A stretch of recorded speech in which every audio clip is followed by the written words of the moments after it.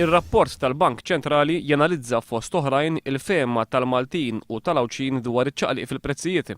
Jirriżulta li l-konsumaturi f'pajjiżna huma mhux biss imħassba li l-prezzijiet se jibqgħu jolew matul ix-xhur il ġejjin, iżda fl-istess ħin mhumiex lesti li jidħlu għal xi spiża sostanzjali.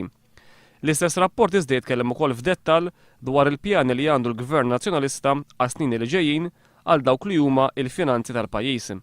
Il-Bank Ċentrali jgħid li l-Gvern Nazzjonalista bħala parti minn dak li jsejjaħ bħala pjan biex ikunu konsolidati il-finanzi pubbliċi se jkun qiegħed fuq medda ta' 3 snin inaqqas l-ispiża fuq il-pagi tal-ħaddiema taċ-ċivil. Waqt li ma jingħataw ebda dettalji dwar kif ser titnaqqas din l-ispiża, skont il-Bank Ċentrali dan it-tnaqqis ser jibda jitwettaq qabel ma tissejjaħ l-elezzjoni ġenerali u mistenni jkompli jitwettaq anke wara l-istess elezzjoni. Skont il-Bank Ċentrali, it-tnaqqis fl-ispiża fuq il-pagi tal-ħaddiema taċ-ċivil hija parti essenzjali mill-mira li jagħmel il-Gvern Nazzjonalista illi sal-2014 id-deficit ikun ta' 1%.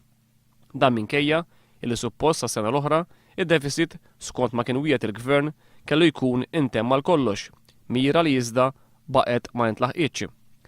Sa dan it-tant ċifri ppubblikati l-ġimgħa mill-Uffiċċju Nazzjonali tal-Istatistika juru li fl-ewwel 7 xhur tas-sena għal kull euro minn fuq investiment produttiv maħsub biex joħloq ix-xogħol intefqu 4 euros fuq maxxijiet fuq id-dejn. F'Lulju id-dejn kien ta' 4.4 biljun euro u rreġistra żieda ta' 300 miljun euro f'sena waħda. L-maxxijiet imħallsa fuq dan id-dejn kien jammonta l ftit aktar minn 120 miljun euro.